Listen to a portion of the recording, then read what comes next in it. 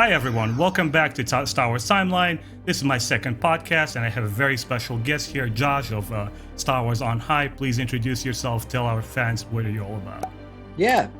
Thanks for having me. Definitely excited to be on here and just kind of talk with some other fans. So I have a channel I started a couple months back. It's a little bit smaller where I just kind of talk about whatever Star Wars I want to talk about. Could be Right. toys, it could be drama stuff I want to comment on. And so just pretty chill and I'm ready to go. Chill is the word. You know, when I first That's discovered right. your channel, I think we started our interaction through comments actually on YouTube. Yeah. You know, I genuinely like what you were doing. I really enjoyed how eloquently you express yourself. And for the second podcast, I don't know if you've checked out my first episode. In the second episode here, I'm continuing the trend of starting engaging conversations, you know, talking with fans with things that are disagreeable and kind of demonstrating that, look, dialogue is possible. And the reason that I wanted you for the second podcast specifically is because I know that you're a prequels lover. You know, you're passionate about this and you're genuine about this, and you know what you're talking about. And you know, through the course of this podcast, people will learn what we both like and dislike. But I just wanted to take this opportunity and take a closer look at this trilogy and speak about it in a manner that is not just 2 or 3 sentences on a Facebook group where, you know, it's a faceless form of communication and we don't get each other's reactions and stuff like that. I want to really delve deeply into it and see what this experiment leads to. You know, what do we have here? And just to kick things off, let's begin with a more kind of like general broad idea, and hopefully we'll get to like narrow it down. Yeah. So please tell me, Josh, what was your very first Star Wars experience? Describe it. Yeah, no, that's great. So, I think one thing we'll encounter throughout the conversation is you and I are kind of 2 different generations of Star Wars fans. So we and that matters. You know what I mean? Like how old you were when these movies came out will have an impact, and what stage in your life you were, like anything, right? And so, growing up, when the Phantom Menace came out, I was young. I was very young, probably 4 or 5 or 6. So, I had no idea what Star Wars was. Obviously, my parents had, and I just remember, seeing all the commercials, the trailers on TV, and it was, so excited. Everyone was so excited for more Star Wars. And so, what the prequels really did for me is introduce me to Star Wars because, I was so young when they came out. It wasn't like I grew up on the original trilogy. I watched them with my parents before I actually, went to the theaters to see those movies. But, when you're that young, 5 or 6, you only have so much idea of what's going on, right? All the intricacies.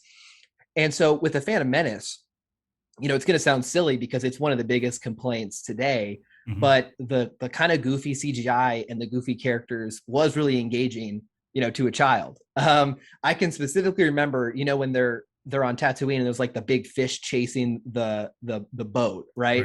That was like so cool to me. Like I remember thinking like, oh, it's this like giant, creepy looking fish thing. The creature feature element in Exactly. Star Wars. Exactly. And the scenery, all the underwater spectacle and looking at the Gungans and all of their, imagery there. I mean, now by today's standards with CGI, wasn't that impressive. Right. But again, for a 5 or 6-year-old, it was really something very cool. Right. And so that was really my introduction into Star Wars. And then, when Attack of the Clones came out, I was getting older, obviously, and understanding more. And that's really when I watched the original trilogy. So I saw Phantom Menace before I ever saw 4, 5, and 6. And that definitely probably plays into my enjoyment, right? And so, that's kind of the starting point for me. And, we'll dive into more. Right. But as I started getting older, we'll talk about it in more specifics. But Attack of the Clones was just so exciting from just kind of a hype. I mean, there were so many ads. I mean, you remember, like I there do were remember so many clearly. It's crazy because the buzz around the prequel films nothing rivaled the coming of the Phantom Menace. I mean, the new sequel trilogy of films, even the episode 7, the Force Awakens, no comparison. No. I mean, everybody and their grandma here in New York City was talking about it. Kids in high school were cutting classes to go and see it. Somebody who didn't even know what Star Wars was. People who are just casual movie fans, because the talk is there, it's in the air, you could feel the electricity, everybody wanted to see it. So on that note, I want to continue this thought. Here's your first experience, first exposure to Star Wars. what made the biggest impression? If you could like isolate one thing, what made you cry or maybe very frightened that you could Yeah. remember? So we'll jump ahead a couple years to Revenge of the Sith, which is still my favorite Star Wars movie, and part of it definitely is, again, nostalgia. You can't overwrite that experience, like you Of said. course. So I was about 10 or 11, which I think is a really good audience for Star Wars. Like, I think, you're, especially for the prequels, you're able to kind of overlook a lot of the cheesy dialogue because you Hmm. don't know. Here's how I would put it. As a kid growing up, all the stories you see, and even in the original trilogy, it's kind of the tale of a hero rising, right? Right. And the prequels are, my first real exposure to the opposite, which is a hero's fall from grace. And even though it's not that, there are deeper movies about, people falling away, and Hmm. like the Joker a couple years ago, a guy falling into like there are more mature stories. That was really my first exposure to that. And I Hmm. remember, at the end of Revenge of the Sith, like the whole time you knew what was going to happen. I mean, you knew from Right. day one. Hmm. Um, but you still just you were hoping it wasn't going to happen. You were hoping Obi-Wan would figure it out.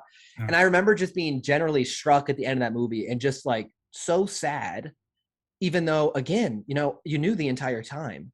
Right. But to see the hero, because you really loved Obi-Wan. I thought it's pretty. I don't think many people argue that Ewan McGregor as Obi-Wan was so likable. Yeah. And then Yeah. you even have got to know Hayden, Christensen as Anakin, and to watch them, duke it out, fight, and then him as like a charred rubble, Padme's getting choked out, Hmm. and you're just like, the movie ends, and it was the first experience as a younger viewer with like a movie that didn't have a happy ending. It wasn't a Disney Mm. ending. Okay, so It, that it made the biggest impact, the fact exactly, that it ends on a dark note. Okay. exactly, because Mm. that's as a kid, you don't see a lot of movies like that, because movies Hmm. aimed at my demographic Right. always end happy, right? I mean, the original trilogy, The Empire Strikes Back ends on the dark note, but then lifts back up with Ewok parties A for happy Return of the ending. Jedi. That's Yeah. right. Hmm. And so it was like, I just remember that to this day being like so surprising to me. Like, Hmm. you didn't feel good at the end. Right. You didn't feel good, like, That's awesome, man. That's an and so really interesting perspective. Honestly, that's one thing that I have not thought about. A person coming into it without mhm, any prior knowledge of what came before. This is your Star Wars. This is where things begin for you. And exactly, yeah, just to add to the discussion now, my end of it. Back in 1987, where my family moved from one part of Russia, former Soviet Union Republic, we moved to the south of Russia, and we scored our first like VHS recorder. yeah, And because in Russia, in former Soviet Union, you couldn't get access to Western films, all the VHS tapes were pirated, usually dubbed over with like the same people we recognized from movie to movie, and it was like confusing at times. But that's what you had. And my father brought the 3 tapes one day from work. We just moved to a new city. He's like, "Boys, I think you'll enjoy this. I already saw it with my colleagues at work. We there you go. loved it. I think you're gonna like it too." Boom, we saw it, and the world obviously was never the same again. But we also grew around other epic Hollywood films like Ray Harryhausen's, The Adventures of Sinbad, Jason and the Argonauts. The classic '60s with like tremendous artistry and puppeteering and stuff like this. And then, of course, The Clash of Titans from 1981. Oh yeah, And then Star Wars comes into it and blows everything away because we yeah, have not seen anything like it. And to yeah, be honest with you, I was young. I was born in '81. So in '87, '88, I'm like 7, 8 years old. I don't have a clear memory of which came first. It's like, to me, it's one entity. yeah, You understand? The original trilogy is one whole thing. I don't ever have a memory of my first recollection of seeing Vader, my first response. I just remember that he's a constant. yeah, I don't remember Luke's hand being cut off or him reaching, small details like he's reaching for that lightsaber in a yeah, Wampa cave. It was always a constant. yeah, And the reason that I'm mentioning all this stuff, obviously, why we have this discussion, the both of us, is coming with that experience as a kid into prequels, yeah, something different happens. And when I was 19 years old and Phantom Menace comes out, I'll be frank with you, beyond the point that it was a bit disorienting that we're going back in time but instead of forward, these are prequels. They tell the story that yeah, came before. No, I didn't have any expectations. I didn't have any requirements, prerequisites, what it needed to have. Not, I was like, right, hold on a second. So Luke, Han, and Leia are not is okay. let's see what this movie is about. What is it going to give us? So now we have sort of situated our audience. You have your story, I have mine. Let's continue and take a bite now deeper into this and talk about some of the central themes of the prequel trilogy. And this is the question. What are, there's numerous articles and George Lucas's, testimonies of what the films are all about. But I want to hear you coming into it as a fan. For you personally, what are the central themes in the prequel trilogy? Yeah, it's tough because as you kind of pointed out with the original trilogy, the first time you watch it, there's detail you don't catch, right? And now years later as an adult, and then especially, I won't spend too much time talking about the animated Clone Wars because I don't really count that as part of the prequels. Okay. It came around after and enhanced it greatly. But fans didn't have that when Phantom Menace came out. So they didn't, or Attack of the Clones. So, I will keep it, in that kind of time zone because, I think with the Attack of the Clones, you gain so much context and so much more information that it definitely helps enhance. But, what were the themes for me? The obvious one is the danger of fear, right? And that was, so much talk in Star Wars about the dark side. They always talk about, fear leads to the dark side. And you're like, what? Especially as a kid, you're like, what the heck does that mean? Like, right. I don't get it. And so when you see like the practical application that Anakin was actually, in a way, his fear was noble. He loved someone and he was afraid of losing that person. Mm-hmm. And, it eventually leads to his downfall, obviously. And I never made that connection. What does fear mean, right? As a kid, you're like, well, you're afraid of like a monster or you're afraid of something scary, but it was like a noble fear of losing someone you love actually ends up turning him, completely and ends up ruining everything as well for him. Mm-hmm. And that was, such a, again, I mean, there are stories that address that in different ways, but that was really my first exposure to that. Right. And that was such a kind of powerful thing. And I think the second one, before I turn it over to you and kind of get your thoughts, is that there was this darkness, I think, especially to Attack of the Clones and the Revenge of the Sith, this kind of eeriness with the political scheming that even as a kid, even though I didn't fully understand all the things that were going on, I remember in Attack of the Clones when he goes to Kamino and it just feels so eerie. The way they talk, the scenery being so sterile, and white.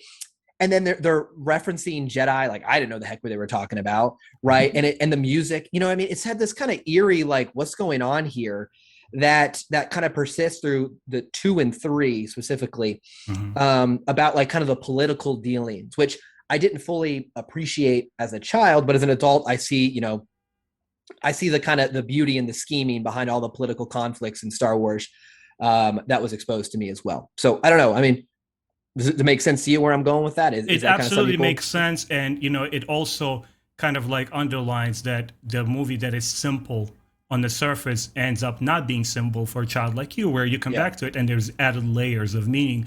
Yes. And it's interesting just to fixate on that a little bit before we delve deeper into themes. There was one Russian filmmaker who's prominent in Hollywood. He was behind this old school movie, Tango and Cash, with Sylvester Stallone, Tarkovsky. He's known in Hollywood. Yeah. And he was on Russian television once criticizing the Star Wars franchise as an American filmmaker, saying that after Star Wars launched and came out, he said, well, here's a movie for kids. And beyond that point, we couldn't really make the demand for higher art form films was not there, because now there was a generation of films for younger generation, for younger kids. Yeah. And he said it in such a critical way. He said it's too simple. Well, I thought to myself looking at that interview and I saying, well, the most memorable stories are simple. Yeah. And it's deceptive how characters like Luke and Han, yes, they're not Shakespearean archetypes with like layered deep philosophical meaning, but within those templates of Luke, Han, and Leia, each kid, each viewer found themselves. Right. And let's go now into some specific themes of the prequel trilogy. And this is, I think, where you and I will have kind of like take on each one, if we can like briefly just cover each one. For it. Anakin as the chosen one, the Messiah complex. Yeah. The Judeo-Christian ideas in the prequel trilogy. Are they to your liking? Is something that you enjoyed? It's funny. When I first, again, when you first saw him, the idea of a chosen one was like kind of, it's a little cliche, right? I mean, how many stories have like the hero who is chosen of destiny, right? Even, Right. in many stories. So it, Hmm. it didn't really catch me off guard in any particular way. You know what I mean? It didn't really surprise me, or shake me at all, because I didn't have, again, the context of, you know, I don't think Luke, and you can correct me if I'm wrong, I don't want to embarrass myself here, but I don't have any remembrance of Luke being referred to as the chosen one in No. 4, 5, and 6. But I don't think I ever made that connection when I was younger. Like, this was the first time in Star Wars we had introduced a person of destiny, right? Hmm. Hmm. So for me, it was kind of like, oh, he's the chosen one. They didn't really explain where the prophecy had come from to a great extent, so you just kind of took it at face value. I think as an adult now, with the context of, you've watched the Clone Wars, right? Of course, yeah. So, with like the father, and the children, that kind Hmm. of weird, that would have kind of blown my mind as a kid. The Holy Trinity. Yeah, yeah. Yeah, right. And it's, seeing the balance of light and dark. I actually kind of liked, as a younger, and I still kind of did, was like, Anakin was this chosen one, but it's almost like they got it wrong. And I loved that kind of element to it. Like, he kept being built up as the chosen one, like, oh, you're the chosen one. And then by the end, even when Obi-Wan is, yelling at him in Mustafar, you were the chosen one. Right. It's like, well, maybe you guys just got that completely wrong. And I love that kind of dark kind of twist. Like, Right. oh, he's the prophecy. And then in the end, he's killing everyone. And they're Yeah, like, oh, yeah. we really messed this thing You up. guys messed it up. Yeah. Yeah, I really liked that part of it. For me, it was one of the points of contention. This was one of the things that, and the 19-year-old me was Yeah. obviously more critical. I was Yeah. a lot more negative, and a lot less discerning of all these topics and themes because Of I was a course. Yeah. different person. But for me, instantly, what stood out and kind of turned me off was that idea that he's special. Yeah. Me growing up with Luke, a kid, which and his archetype relying more on classical Greek mythology, where a nobody rising to the occasion, Yeah. becoming somebody. The hero with a single sandal who walks through the river, and the old maiden or Hera being personifying a human being, directing him and saying, "Look, you are now on the path of destiny." Yeah. It was so off-putting, and specifically in connection to this patriarchal notion that there is a Messiah, there is somebody who will save me for the sins that I've committed, which idea that I never subscribed to. It tarnishes the innocence of child's mind and saying, look, you were born into sin. And there's a lot of connection with that and in the Anakin's Messiah complex. And it's interesting now that you pointed out, it opens my eyes to something. Perhaps the Jedi were wrong to do that. Yeah. But anyway, that was one aspect that I didn't sit well with me. Obviously, the midichlorians, the fact that they demystify the Force and give it these physical attributes. And now the only episodes that I did not like ideologically, not in the way that they were done, but ideologically, was that Trinity, the father and the two twins, where you are unveiling what the Force is. You're kind of taking out the curtain and you're showing, and you never do that with fantasy. And jump right next to it into the second topic, where I don't know if we'll agree or not, but it'll be interesting to hear your thoughts. Destiny versus prophecy. Well, what do you think works better? Somebody, archetype like Luke, where it's destiny and it's in your hands. And is destiny preordained something that gods have written, and thus it shall be? Remember when Yoda tells Luke in the Return of the Jedi, he says, you must face Vader. Yeah. Only then a Jedi will you be. So what's the question there? Is it something that was written and it will be? Or is it something that Luke as a hero must stand up to in order to self-realize himself? Which out of those two ideas do you think works better? Well, it's funny. I think they actually worked well in both of their perspective trilogies. The idea of prophecy, I think, has such a weight to it. I think being told that, like, oh, you're this great thing and you're going to bring balance to the universe, it was overwhelming and I think damaging. And I think it fits that trilogy because eventually he falls short of the prophecy, right? I mean, he does not. and he keeps getting told how great he is, and how he's going to save everyone. And at the same time, he's not getting the rank of master, and he can't save the people he loves. So he's being told how great he is, but never actually kind of matching that. And it fits with his downfall, the weight of prophecy, and the expectations, because it's really about expectations. He's being told how great he is, how awesome he is. And then on the flip side, Luke, who grew up with none of that, right, didn't have any of that, gets kind of found at a little bit of an older age than Anakin. And it's like, hey, you need to, you're going to go on this journey to succeed. I think it fits both of the arcs, funny enough. You know what I mean? I don't think if Luke was if they would have done the same thing where it was like Luke from a very young age, he was the chosen one to take down the Empire, I don't think it works as well, right? I just don't think it does. I think they kind of fit their perspective trilogies.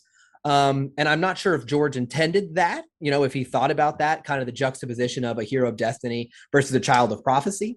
But to me, I think it kind of works. You know what I mean? I think it kind of works in their perspective movies. So I don't know. Your thoughts? Well, I think that George Lucas says one thing, and perhaps that was intent when he's in the process of making the prequel trilogy. Yeah. But I believe every storyteller and his story is an event. It's not a solid fact. It's not a solid statement. A story is not something that is static. It doesn't stay in one place. This is why to this day, Greek mythology is the model upon which we base our myth. The Scandinavian mythology is a model, a template upon which modern comic books draw. Sure. Yeah. I believe very much that Lucas created something with episode 4 and expanded upon it. And you tailor along the way, and obviously, some inconsistencies happen, which we'll talk later about. And you add upon it, and you add upon it, and this is where the conversation of destiny turns into that Judeo-Christian prophecy and the chosen one. It's what he devised along the way. This is why Leia is clearly not Luke's sister in episode 4, and sort of naturally becomes that in episode 5. And this is, in episode 6. And this is why Vader is not really his father in episode 4. He becomes that. But because it's so expertly woven together, you buy it. Yeah. I do believe there was a script in the beginning. He had a general idea, but I will never accept that everything was outlined to the T, to the end. Anyway. Yeah. Moving next. Politics in prequels versus episode 4. Yeah. How does that trade negotiations as a powerful setup for a conflict sit with you? Do you like that? As a kid, I did not really pay that much attention. You know what I mean? And I think in Phantom Menace, you might remember, I think in the opening scroll, they specifically reference tax, tax on trade routes. I didn't know what the heck that meant.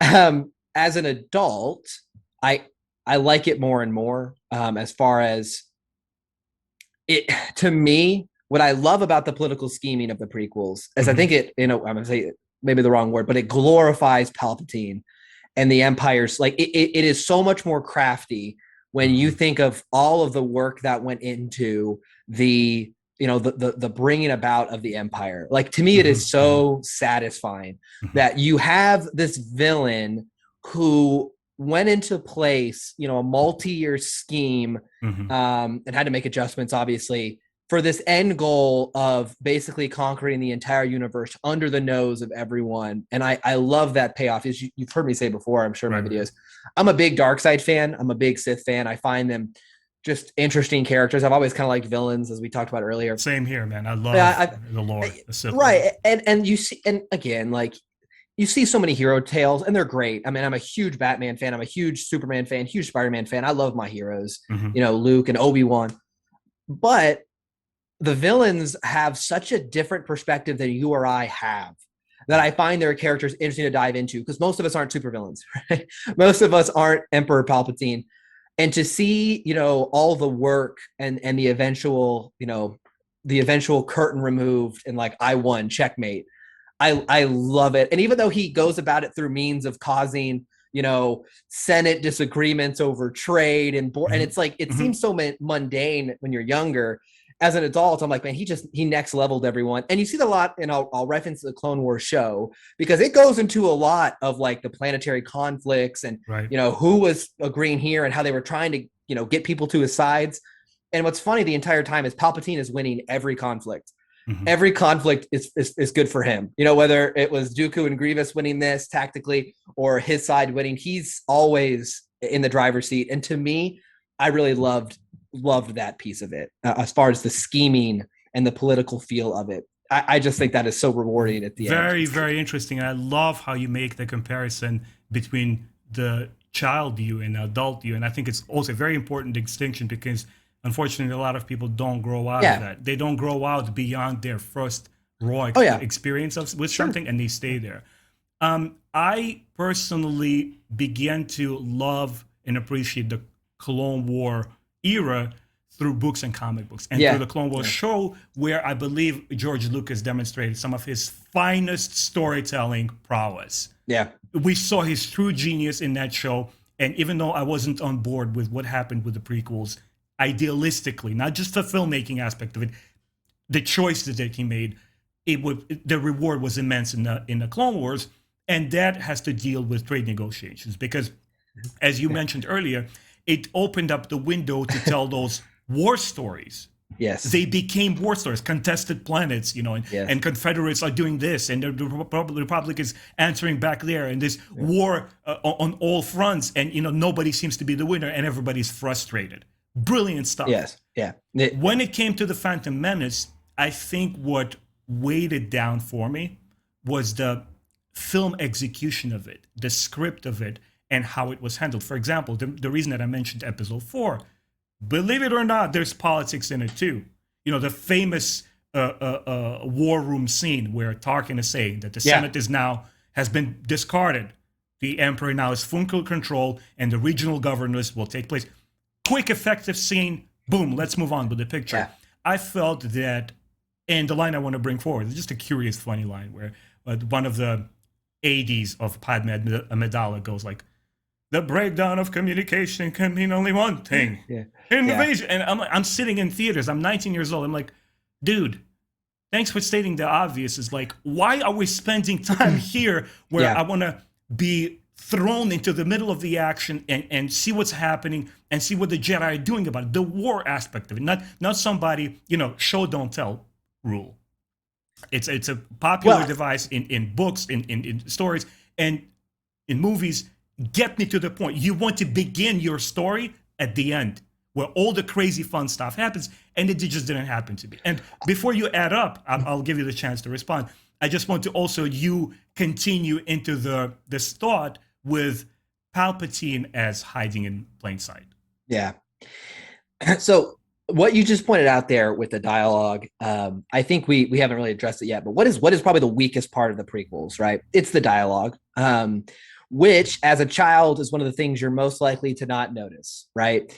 As now, when I watch them now, you're like, oh, that is really like, why did you write that? Mm-hmm. And that is why there's prequel memes, right? That's why there's a huge community devoted to that and love. And most of those are kids from my generation who grew up with those movies, who probably like those movies, who rewatch them and are like, that is such a funny line. Like even in my favorite scene in all of Star Wars, which is the fight on Mustafar, with Anakin and Obi-Wan, you just, when you're the spectacle of that scene was just so rewarding, and the music and two characters you'd liked. I mean, even some of the lines in the buildup, like "Don't make me kill you." The way he delivers them, and the way that you're like, "What is it?"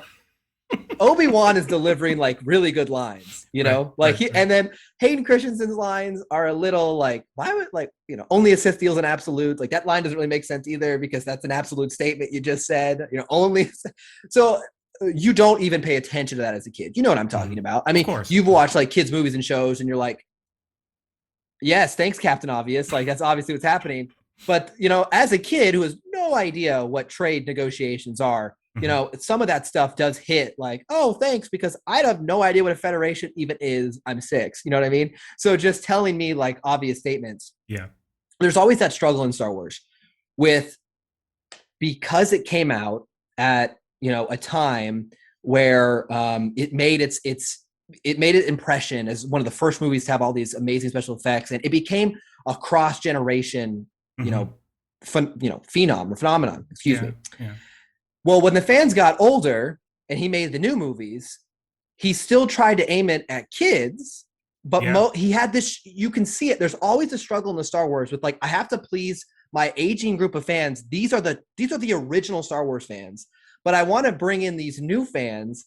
And so what you see that tension throughout, I think, those movies where it's like, well, I'm writing dialogue. I want to tell a political war story, but it's a kids movie, so I have to kind of dumb it down. Do you know, like, you know what I mean? So Absolutely. I'm so glad you're mentioning all the things, and they're coming from an honest yeah, prequels fan who acknowledges these things. And and despite the fact you're still able to enjoy and find something. And as myself, I yeah, still watch prequels. There's things about them that I definitely enjoy a lot. yeah, I'm just less, yeah. favorable towards them than the original trilogy. Well, and to the Emperor Palpatine, like, Yeah. yeah, as an older fan, you're like, oh yeah, he's 100%, you know, the evil emperor. Yeah, Palpatine hiding in plain sight. yeah. How does that work? I mean, it's it's funny. I'm totally blanking on his name. I love the actor for Palpatine. Ian McDiarmid. Yeah, thank you. I absolutely love his portrayal of Palpatine, and it kind of makes me like not care like how obvious it kind of was, because I Yeah. just love. I don't know about you. I think he is one of the better parts of the prequels. Oh, he absolutely is. Yeah, I love all the actors. I love Hayden Christensen. I love Ewan McGregor. I love Liam Neeson. I love all of them. Oh yeah, yeah. And his role, I think he just plays it so well. As kind of like the even like I'm flashing thinking of the scene in the third one, right? The story of Darth Plagueis, right? Like I'm obviously evil. Like, how are you not picking this up? But I just love that scene. I love that scene because it's so. First of all, I love the music, his theme. The whole it was fantastic. and you have this weird like bubble thing going on in the background.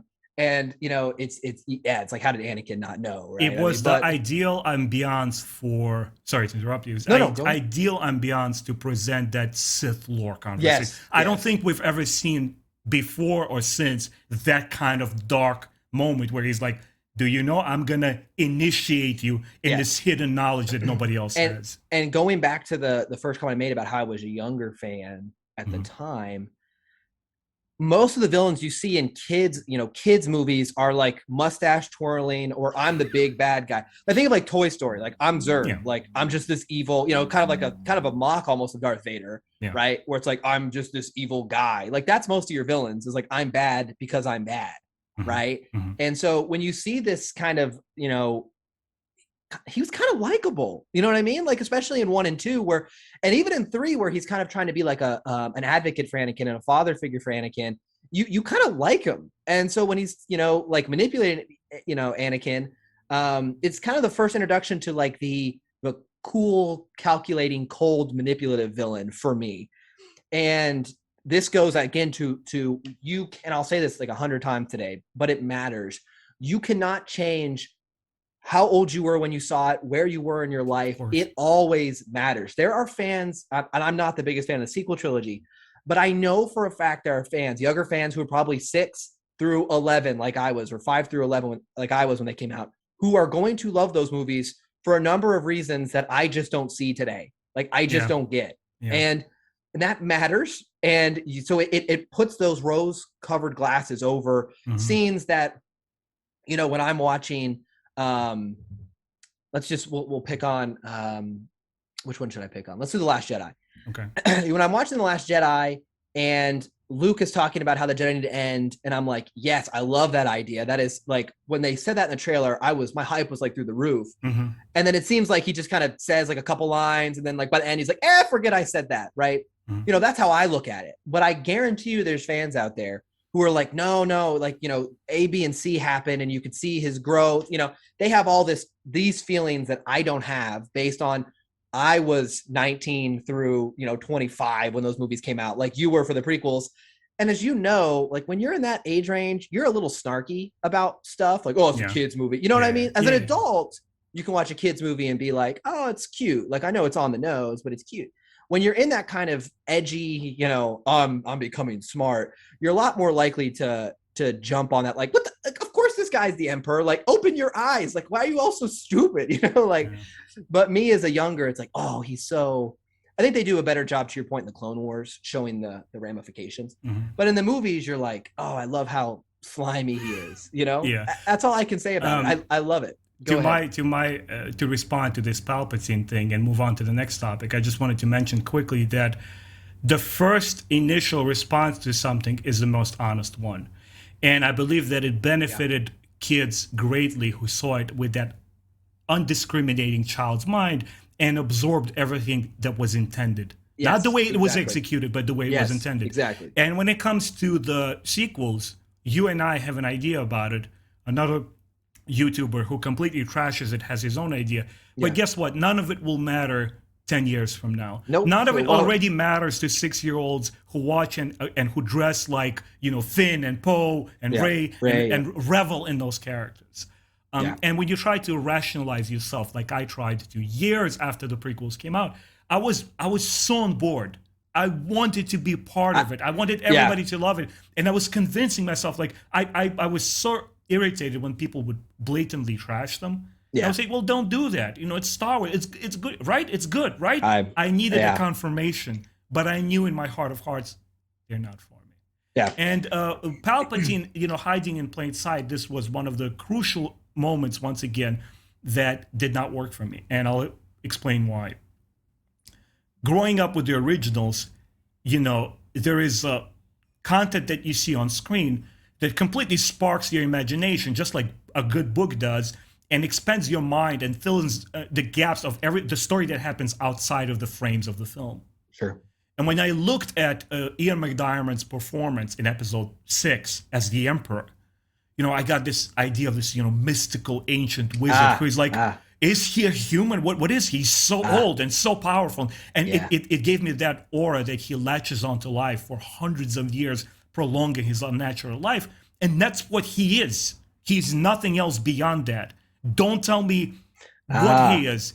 And then we go to the prequels, and he is being unmasked, unveiled. First of all, what didn't sit well was, I know who this guy is. I know who he becomes. But then I got to appreciate it. Oh, wait a second, it's the same actor? Oh, nice. Yeah. Let's see what he's gonna do. And the biggest thing that undermined the whole thing was his performance for me. I did not buy a second of it.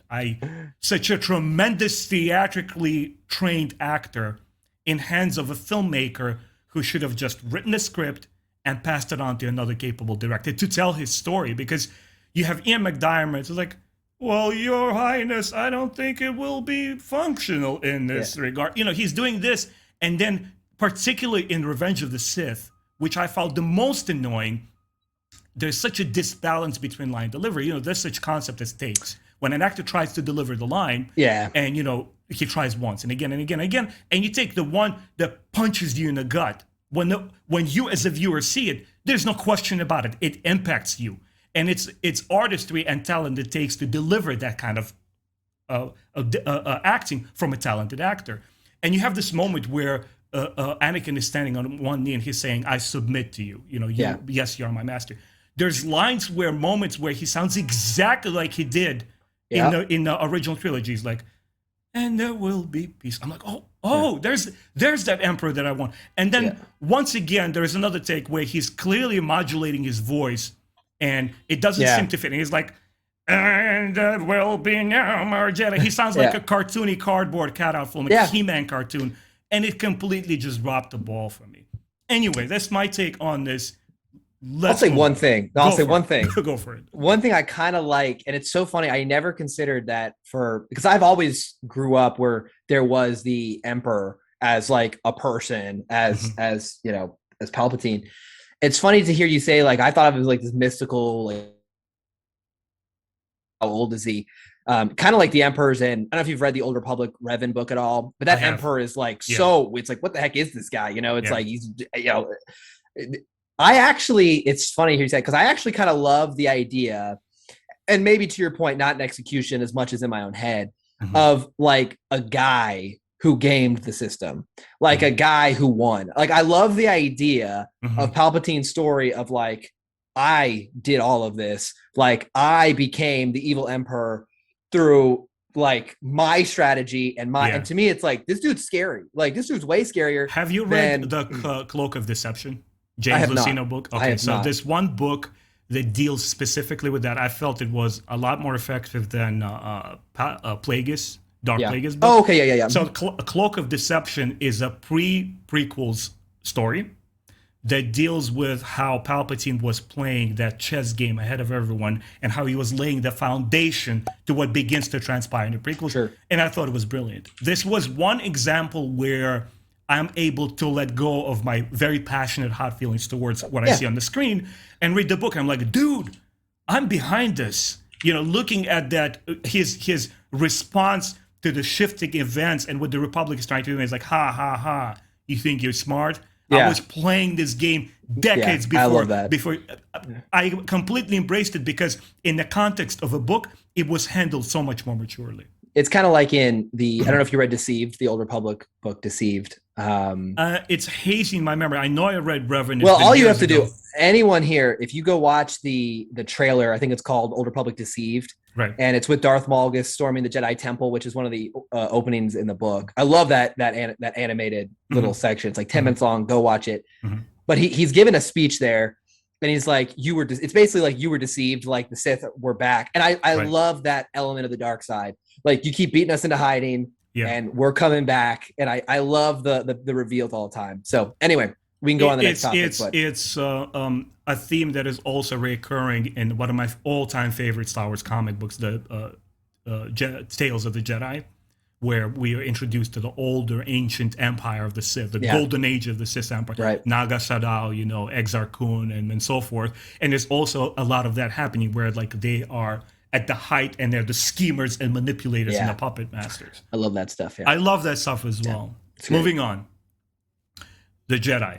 Let's talk about them now. Jedi as the generals of the Republic versus Guardians of Peace in the original trilogy. Yeah. Well, it's interesting because, see, I'm reading the High Republic, which I think you are as well. Yes. Which shows a Jedi in like an almost kind of different role. They are kind of more of the Guardians of Peace, a little bit, right? It's more of like, it's less full-on war and more assistance. So like in the Great Disaster, spoilers for the Great Disaster, minor spoilers, in light of the Jedi, they're going on rescue missions, like humanitarian missions almost. Now they have weapons, but they aren't usually setting out with the idea of war, right? So I actually feel like the High Republic is kind of, you might disagree with me, but I feel like the High Republic is actually kind of fitting more with the Guardians of Peace in the galaxy, where it's like they're only responding if they have to. And even then it's kind of with the idea of help, right? So to see them as generals in the Clone Wars is definitely, to me though, it's why they kind of fell, right? I mean, that's, it's like, it is wrong. It's probably not what they, and you hear that in the Clone Wars, and I'm trying not to reference the show, but I just watched. No, go ahead. It's a free form conversation. Shoot for it. I'm rewatching with my wife, and we're on we just finished season 5 last weekend. So we're on season 6, which, man, I forgot how good season 4 and 5 were. They're just so good. But you'll hear, with Tarkin and Anakin, where he's like, man, the Jedi, like, you guys don't have what it takes to win. Like, I don't know why you guys are leading this. And it's true. Like, why are they doing this? And I think that was George trying to show, like, how were there all these Jedi and they were like the rulers of peace? Yeah. And I think he did that to show why they fell. They kind of compromised. I do apologize. I warned you beforehand. New York. It's not, Sorry, continue. No, you're fine. They are supposed to be Guardians of Peace. Yeah. And they've kind of compromised their ideals to uphold peace and democracy, which I think is kind of maybe I'm wrong, maybe I'm overthinking this, but to me, it always kind of felt like almost a commentary on the U.S. who was, trying, who often tried to save democracy in developing countries and to help, and at what cost, right? I thought what he was kind of trying to comment on there is, yes, the Jedi have it right, but they're almost, trying to save others by pushing their ideals, and it actually ends up leading to their downfall. So I think it kind of works in the sense that he needs to show how the Jedi are declining. Why did they decline from where they were? And it's been helped a little bit by the High Republic, where I've seen a different kind of era of the Jedi. And a lot of people will complain about the High Republic. Like, I want to see, like, it's not really Star Wars, there's not really war. I heard someone actually say, like, there's not really any wars going on. Yet. Yet. I agree. I think they're going that way. But I think what the High Republic is setting up is how the Jedi got to their state in the prequel era. You know what I mean? I think that's what they're getting to. You know, before it's such a noble goal. Like, hey, we want to unite the galaxy. We're going to bring our technology and our democracy and our republic out to the outer rim, and it's going to be, you know, beautiful for the republic. And so I think you'll see, and I think you're going to see their ideals continue to kind of go more to what we see in the prequels, right? Mm. So anyway, long answer there, but I think it kind of fits the fall, because that's not what they should be doing. That's kind of how I always took it. Mm-hmm. But go for it. I'm curious to hear what you have to say. I think that I have very, very strong feelings towards the Jedi in the prequels.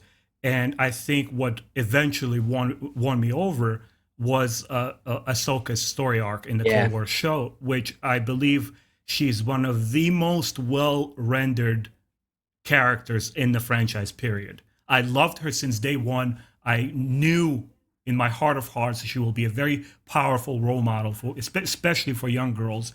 And her leaving the Jedi Temple, her reasons for leaving the Jedi, justify everything in the world to me. It sets everything in place. It makes everything right. But now we're talking about the trilogy of films. And this is where I cannot be impartial. This is where, remember how you mentioned in the beginning of the conversation, where your first response to something, your child's mind, you know, it affects everything. It is. And I understand that is my view. And I understand that I am taking things at face value in the original trilogy. Yeah. So here I'm introduced to the Jedi who use lines like Obi-Wan Kenobi in Phantom Menace when he first meets young Anakin Skywalker. Right in front of the kid, he says, "I just believe we picked up another pathetic life form." I couldn't believe it. I'm sitting watching this movie like, who is this pompous schmuck? You know, why is he saying things like this? And the way that they conduct themselves with this elite, this almost like Knights Templar, you know, when they establish the route between Europe and Jerusalem, and how they become these bankers and the elites, and they at first claim that they are guardians of peace and protect the pilgrims, and now suddenly they are the warrior elite. And I'm looking at the Jedi from that light, and how easily they switch from these guardians to, oh, by the way, the Cypher Diaz created an army. Yeah, let's use it. Oh, who's going to control us? Well, of course we will. Yeah, let's do it. Like, let's be gangster and just break everything, you know? And I couldn't accept it because despite of how I felt about it, I felt that it clashed with George Lucas's original idea. And again, it's my extrapolation of it. You know, when you have a discussion between Obi-Wan Kenobi and Luke in episode 4, and he says, you know, for thousands of generations, you know, the Jedi were guardians of peace.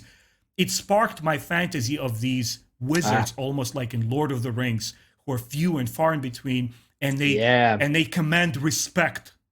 You know, when Obi-Wan Kenobi is forced to whip out his lightsaber and disarm those two goons in a cantina, yes, it's an act of violence, but after it's kind of like finished, and the way that the cantina responds to it and resumes, it signals to me as a kid, it's like, oh shit, you know, it's the Jedi in the house. And he knows what's best. He knows what's right. And if he was forced to defend himself, we're going to defer to his judgment. There's nothing else that could be said. And funny that you bring the High Republic also as a prequels fan. I absolutely revel in the High Republic. It's something that I wanted since the year 2012 when they announced the transition into the new era of Star Wars. I said, well, give me something entirely new. Give me a time period that doesn't clash with the old Republic, with the current events, completely new heroes. And what was very unexpected and pleasant for me, it portrays the Jedi exactly how I imagined them as kid. It gaps the time periods between when I was a kid in 80s and now we're in 2020, and I'm reading this stuff and I'm like, dude, these people who are writing this stuff are the fans. They know what I wanted. They're handling stuff that I was requesting for years. And my response to it was so huge. I was like, oh my God, this is what I want. It's kind of funny to me. Sorry, I didn't mean to cut you off there. Go for it. We've said this. I've said this to you before. And you know, if anyone's made it this long in the video, I want to make sure people hear it again, because I think we both agree. You know, with the High Republic, with the prequels, with the sequels, those were all attempts to expand Star Wars beyond those first 3 films. And I would say there was a group of fans who has disliked each of those attempts.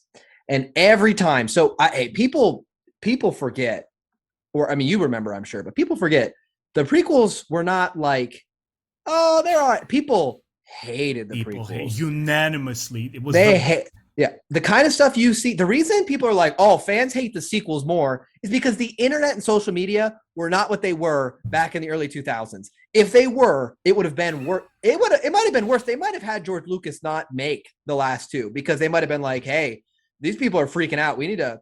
I mean, it was his own studio, obviously, but he might have felt the pressure to yeah, bring someone else in. You know what I mean? and that's why he left. Yeah, and this is what always cracks me up is that anyway. So my point is, what I'm trying to get at here is that I am in the mindset I would rather them try and miss than the alternative, which is keep 4, 5, and 6 as these kind of holy, untouchable things, and then there's no Star Wars. I think it's there will always be risks. The High Republic story, as you've seen on my channel, I kind of defend a lot. I mean, right now it is the thing to hate. So many people who've never read it or looked at it have already dismissed it, right? And my whole thing is like, you don't have to read it, but there's a lot of folks who would actually enjoy it. Mm-hmm. And they're worried like, oh, this isn't George Lucas's vision. Well, when he gave you his vision back in the early 2000s, you ripped it to shreds, Yeah. you know? And I'm okay. Like I've heard you say like, okay, like it wasn't like I liked. Oh, well, I still love 4, 5, and 6. Like Yeah. I still love them. Like I would rather them try and miss like they did for the prequels for a lot of people because they tried the prequels and they pissed off a lot of people. Right. They gave my generation something we love, and then they gave people who didn't like them, like yourself, the Clone Wars, which you just said, Amazing. had Ahsoka, one of the best characters. So because they took a shot and they missed the mark, mm-hmm. it opened the door for a sub piece around the Clone Wars that is one of the best pieces of Star Wars content we've ever had, and it's expanding still with the Bad Batch, which we've talked about, because of the prequels that were a miss for you 20 years ago. They've now given you the Bad Batch, which is a win for you 20 years later. And you couldn't have seen that coming. You couldn't have been like, hey, man, the Phantom Menace, this movie sucks. But I know 20 years from now, I'm going to get a great animated show based in the universe. And I'm going to be so excited making YouTube videos about it. That's the thing is we sometimes as fans, and I'm going off on a little tangent here, I apologize, but we sometimes as fans will say, like me with the sequel trilogy that I did not like. And I'm like you, the way you described the prequels is exactly how I felt about the sequels, which is I wanted to love them. I actually really like The Force Awakens. I don't care. It's 4 redone. I thought it was fun. You know, I had a good time.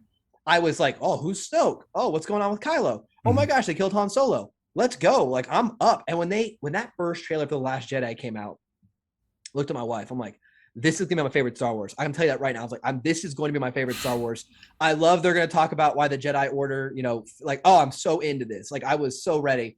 And it ended up, you know, missing the mark for a number of reasons. But how do I know 20 years from now we're not gonna have some animated show that takes place after episodes? And I'm gonna be like, oh damn, like I hated these movies, but like this is so good, you know. So I think as fans we're so caught up in the moment, and that's how we are as humans. Like it's temporary. Like what have you done for me lately?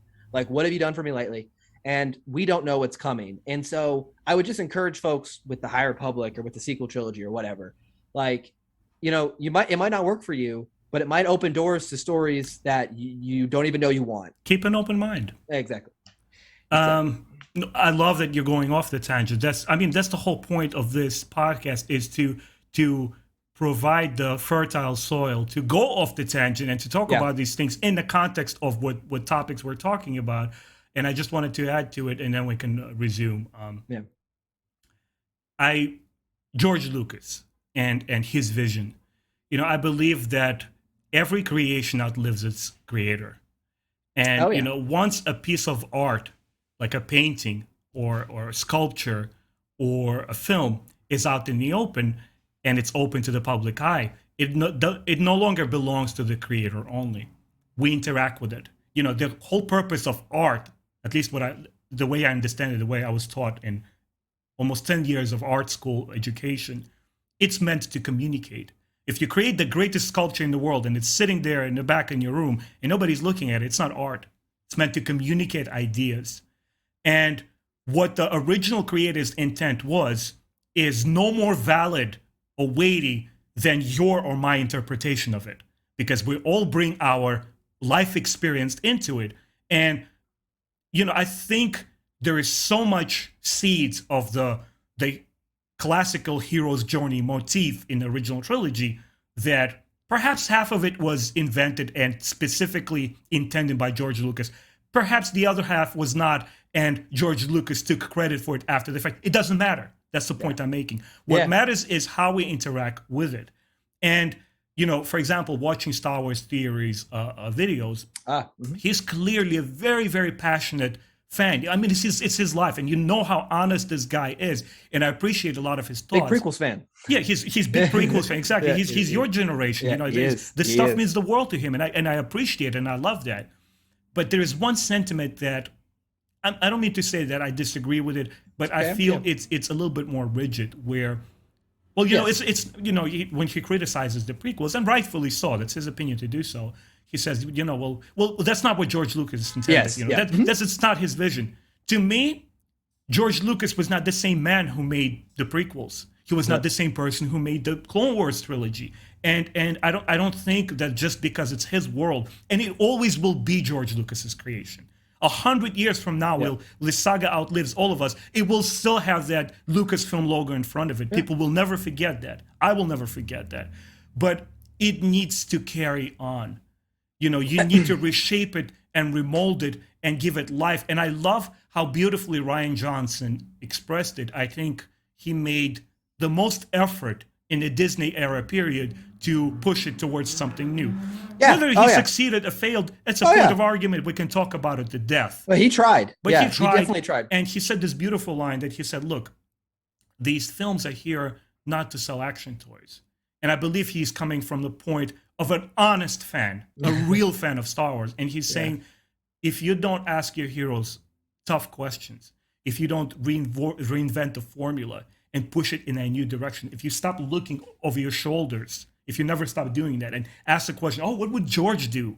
Yeah, you will become stagnant. You will stay in one place. And he wanted to gather out of it. And that is the sentiment that I appreciate above all else. I love that Star Wars today is in a very transformative period. It is experiences a renaissance with new authors, new writers. I love what the Disney is doing with the Mandalorian show in regards to giving new talents, new approach, and new stab at it. And when they find something that strikes gold, we will all appreciate it. Well, it's funny because I come from, you've heard me talk about it, I come from all of us do these days, we all come from a superhero background as well. Mm-hmm. Everyone loves, Marvel has kind of changed the game, but long before Marvel, there's Spider-Man, there's 100 different portrayals of Spider-Man, right? There's 100 different portrayals of Batman. And even though those characters started years and years and years ago in a much different time, because we've allowed so many different people, comic artists and comic writers and movie directors, you have so many different takes on the Batman character that are all over the map for fans as far as what they like, what they don't. And if we kept the mindset of like, well, it's not what like they originally intended with Batman, we would be so limited. The Joker would not be $1 billion solo movie today if we stuck with the original Joker. And to your point, you nailed it. Everyone loves Star Wars Theory, and I agree. He's a big Prequels fan, and I love how he defends those movies, and his content's great. I agree, though. He does. I have heard him say, especially I think on a recent video watch of his, where it's like he was doing the Darth Vader comics, and he's like, I didn't want to review these because I don't believe they're George's vision. Yeah. And while I totally understand, like, okay, well, it doesn't feel like real Star Wars to me. Well, then real Star Wars is going to be extremely limited. It's going to be 6 movies, and that's it. It's done. You can watch 1, 2, 3, 4, 5, and 6, and then you're done. And the Clone Wars. But and this is where it gets like, okay, well, Dave Filoni was his protege. Well, Dave Filoni and them, I'm sure Dave Filoni and George Lucas do not agree on everything. That's just impossible. Pushed. I'm sorry to interrupt you. I think they pushed. They challenged each other, and this is exactly the reason why the best came out of both of them. Yeah, I don't think that, Dave Filoni, he was close in proximity and close in mind and close in friendship with George. So it's now George's true vision. I don't think that's the case. My best friend and I, my best friend in the world, could make a movie together, and we would have vastly different ideas on what to do throughout the movie. And we might be the closest of guys and hang out every day and love each other. So this is what I mean about, to your point, I'm agreeing with you. Look, George Lucas sold Star Wars. George Lucas gave us Star Wars, but he also decided, you know what, like my time with this franchise is past. Yeah. I gave it my go. Fans certainly didn't like my second attempt nearly as much. I'm going to make billions of dollars. And this was a part of my life I loved, but I'm done with. And I think it'd be silly for us to then say, well, it's over. No more true Star Wars. Like other people say, no more true Star Wars. Okay, well, then Star Wars is done for you forever. And it's never coming back.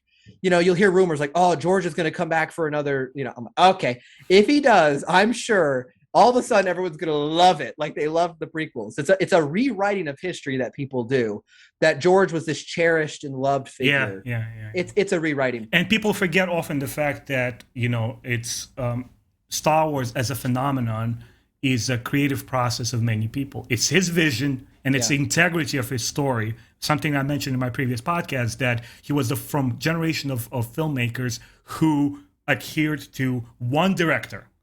But guess what? There was a group of people who helped him bring that vision to life.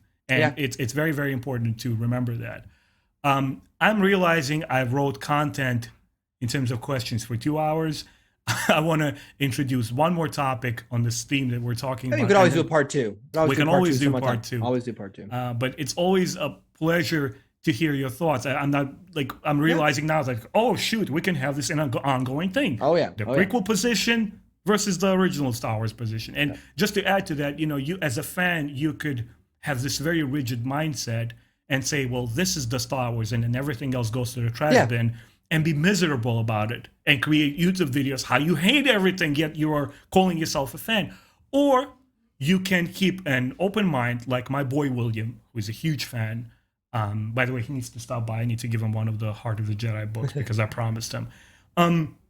And he's open. He's like, look, I don't like sequels, but I like this book. I just gave him for his birthday the entire High Republic set of books. He's enjoying them. He's a family man. He has 2 kids. Like one of them is infant. He has no time to go online and check what people are talking about High Republic. He read it. He's enjoying it. Anyway. Yeah. Let's keep moving here. Loving our talk here. Love to hear your thoughts. And I love that you disagree with me, and yet you're mentioning things that I'm like, wow, didn't expect that. So here's another topic. Staying on the Jedi. Okay. Because they're so central to the prequel trilogy. Let's talk about attachments, separation at birth, celibacy, versus the family saga that we saw in the original trilogy. What are your thoughts specifically on how the attachments were dealt with, the separation at birth from the family? They're saying, he's a Jedi potential infant, let's take him, and celibacy. It's just so funny to me too. Like, I'll bring up the High Republic again, because the High Republic has brought up, like, the Jedi are allowed to have some forms of attachment, right? And that they've been, I don't know, this is not strong language, but you'll see thumbnails like, oh, now Jedis can have sex. Like, what have they done to Star Wars? Right. And I'm like, what? Like, I don't think what they did in the prequels was good. Like, I don't think that level of stringent, and I think that was the point. So I think you and I agree, but kind of disagree at the same time. So I think all the flaws with the Jedi in the prequels are there to show you why they fell. Right. I think you, and I don't want to speak for you, I know you'll jump in, but I don't think you feel like it was consistent with the message you were delivered in 4. You're like, well, these Jedi I'm seeing aren't what you told me they were, right? And I feel like you've now gone back and changed them to explain why they fell, right? Which I don't think Obi-Wan, but my view on that is Obi-Wan is coming from, like, he's had years, and we'll hopefully see this in the TV show. He's had years of reflecting of where they failed and what went wrong. And when he's telling Luke about the Jedi, he's building up, like, what they were at their peak, what they should be.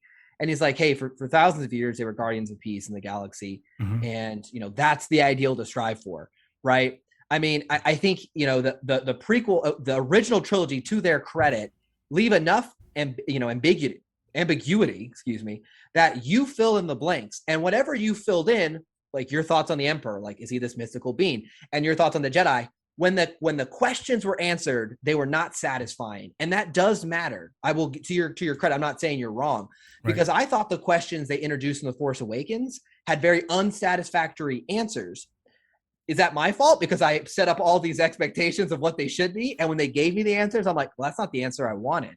right? I can only blame them so much. They never told me that the answer I was going to get was good or what I wanted. And I think that's what kind of happened with the prequels, where you see these Jedi who they're kind of the worst version of the Jedi in a way, right? Mm-hmm, I mean, they kind of are. And I think they know that. Like again in the Clone War animated show, it's like you can see that they're clearly like they're helping like terrorists basically in season they lost 4. their path. Yeah, exactly. They lost their mission for winning. They wanted to win and they sacrificed themselves. And it's why the character of Count Dooku, I think, is actually so good.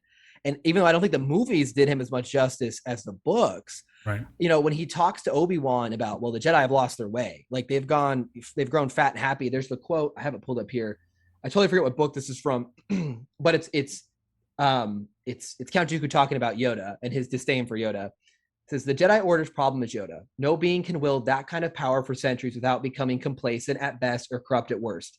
He has no idea that it's overtaken him. He no longer sees all the little cumulative evils that the Republic tolerates and fosters, from slavery to endless war, and he never asks, why are we not acting to stop this?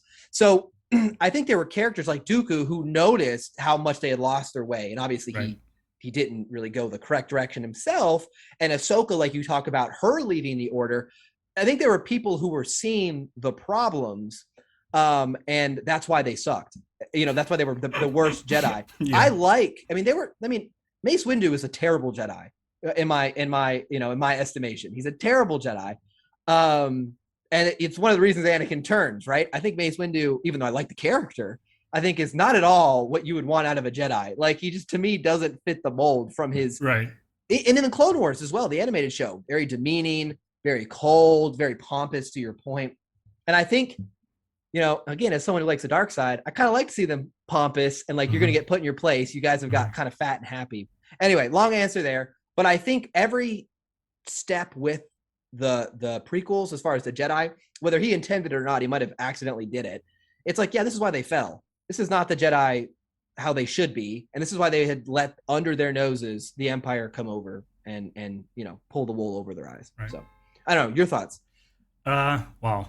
Very, very interesting thoughts. Here's the thing. First, I want to acknowledge that you very well outlined what we spoke earlier about, that the original trilogy of films provides enough of imaginative playground for you to fill in the gaps. How you go about doing that will either make or break the prequel content. I agree. And I'm realizing that a lot of it, I'm projecting a lot of things. Being a kid who grew up in the 80s with the original saga and comparing the two, because this comparison will happen. But I have issues with that, with those specific 3 aspects of the Jedi in regards to comparing it to the original saga, but also within the context of the prequels themselves. If I extract for a minute my feelings towards it and just look at it from the perspective of what the story requires, what is needed of the story. Yeah. Let me start bringing by some examples, some thoughts. Yeah. The original saga is the story of a family. You know, you have Luke, you have Leia, you have Vader. Darth is not a title. It's a first name. His name is Darth. His last name is Vader. Did you see the picture that I sent you? I did. I have a All right, so I will flash it, you know, when I'll montage the video, I'll show it to the fans. This picture, and it's a segment that you and I hopefully will talk about at length later with this whole thing that I wrote down the material for. But this piece of artwork was officially created for the 1993 Topps card of Star Wars by an artist called Larry Ashmore. And this blog recently popped out where it came into light that what George Lucas supposedly, according to that blog, George was saying that he personally looked at some of these artworks and he tossed some of them. No, yes, no, yes, no. He looked at this one and he said, wow, this is a really interesting piece. Let's shelf it for now. Why? Because it could clash with something that I want to do later on. This is 1993. This is 6 years before episode 1 comes out. Here we see the unnamed mother of the twins. Yep. We see a young man, the way that I personally imagined Anakin would be in the prequel series. There's a young man who is, you know, he's passionate, he's headstrong, he's thrust into the story, and we see his downfall and the moments of his adult life, not his child's life, where he slowly descends, and the tragedy of his wife leaving him with those 2 kids. She does not die at child's birth. Again, this is my fantasy of it. Yeah. And here's the idea that the Force does not belong to anyone. It's not a part of any genetic pool. Anyone who dedicates themselves, that's why Obi-Wan Kenobi tells Luke, look, you have to commit yourself. You have to learn about the Force because there's a greater fight going on, something greater than yourself that you have to become a part of. This is your destiny, And now we're going into the prequels. There's an elite group of these warriors who believe that the Force belongs to them. Yeah. And they go about the Republic and picking out these children, which I thought it was completely horrible. It's just emotionally and how do you say? What's the word I'm looking for? Ethically, it's ethically horrendous to do. You're going into somebody's house and without their permission, click, midichlorian count, okay, your child is potential, let's grab him. And the idea of that, and then training these shaping and molding these young people into this community of the Jedi, because they are a community. Sure. They have commitments towards another, they have commitments towards the society around them, of preserving the peace. Mm-hmm. It's a group that is based on attachments. And I felt that it was a clash within the context of the prequels themselves, because you're telling me that if a child is Force sensitive, he should become the Jedi, but the Jedi are not allowed to have sexual relations or form families because it's an attachment. So my question is, so where do these Force sensitives comes from then? Where do they derive from? It's the Jedi are saying that potentials are out there. They're everywhere. Yeah. But yet you can't have. It's just it's inconsistency without the trilogy itself, and it didn't conform to my idea of a family saga. I felt that there is beauty in the family. I felt that there is beauty that Luke discovers that he has a sister. Remember that small moment where Leia tries to relate her memories of her mom. She says, well, I remember her vaguely. She was always sad, but she had the beautiful smile. I remember when Luke goes off before he submits to Vader, to go to the Emperor. And it's just, for me as a kid, it was all this to be, wow, here's a saga of a family of these young people, Luke and Leia, and their father who failed, but they're all strong in the Force because they dedicated themselves to it. These are the 2 biggest things, the way I perceived the Jedi and the way I perceived Palpatine, that unfortunately did not make me enjoy the prequels as much as I wanted to. And I would say, because we're probably wrapping up part 1 here as we go along. Sure. One thing that you've kind of had me thinking as you were talking over the last couple of minutes, as we've gone on, is there's almost and I'm just formulating this now, so feel free to correct me. Mm-hmm. But with the prequels, they tell the story of an organization that basically became corrupt and led to their own downfall. Mm-hmm. And I think, very short and sweet, right? And I think for fans like yourself and others, to see the heroes like have not only compromised their beliefs, but also had some like illogical ideas that kind of conflict with themselves. Like they allow attachments, but unhealthy attachments almost, right? That's really what they set up, was almost unhealthy attachment. It makes us, makes a lot of certain groups of fans say like, well, I don't really like what I've seen portrayed here. A, it doesn't make sense to me with what I've been told. And B, like when I'm seeing it, I'm just not buying it. Mm-hmm. And for me, what I always kind of liked that was, how would the Jedi at the rise of power, this is just in my head, I'm saying this, how would the Jedi at the height of power actually fall? Like, yeah, Palpatine is powerful, but there's only 2. Like, we got the rule of 2 going on here with the Sith, right? Yeah. Which, it's going to be very hard. And the only opening for them was for the Jedi to get to a position where they had compromised their beliefs and compromised their positions. And that's the only way the Sith were able to win, if that makes sense. It does. And so the alternative would have been that the Sith were so powerful, like the Sith were so powerful, they were able to overcome or corrupt or whatever the Jedi in a way that would be like the Sith are so powerful, they were able to overcome the Jedi. Mm-hmm. When it was more of the Jedi fell asleep on the job and the Sith capitalized, or the Sith through smart and cunning planning saw where the Jedi were heading and pounced. You know, that's really the differences in the story. Because what they could have done with the prequels is he could have been like, okay, the Jedi are those peace and loving and smart and a group we would want to join. I've made the argument several times to agree with you, actually, that no one would want to be a Jedi in the prequel era. Like, no one wants to sign up for that. No attachments. Like, yeah, you get the lightsaber, but you're a monk. I mean, you are a religious zealot. And I think, you know, that's what not many people would sign up for that. You know, it's a very, you know, no passion, passion in quotes here. Yeah. Everyone would be a dark side user, right? Because everyone's full of fear and anger. Yeah. That's what would be going on. Had he have told a story where the Jedi were like, oh, I really would love to be a Jedi. They're you know, loving and kind, and they would have had to probably make the Sith extremely powerful or have a larger quantity to overtake it. Just a thought, you know, something I'm thinking about as we're talking. Like, how would the prequels look if the Jedi were actually good? Right. It would have been a lot different of a story. It'd have been like, hey, man, the Sith were powerful. What would it take to take them down if they were like really on their game? Exactly. And that's kind of what you see in the Old Republic a little bit, where like the Sith are like powerful. I mean, like they're planet consuming. Like, you know, like the dark side is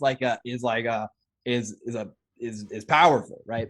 Anyway, I think it is an interesting thought exercise of what could have been. And heck, I'm sure we'll see a different era of Star Wars at some point that might tell that very story. Josh, thank you so much for joining me. I love hearing your thoughts.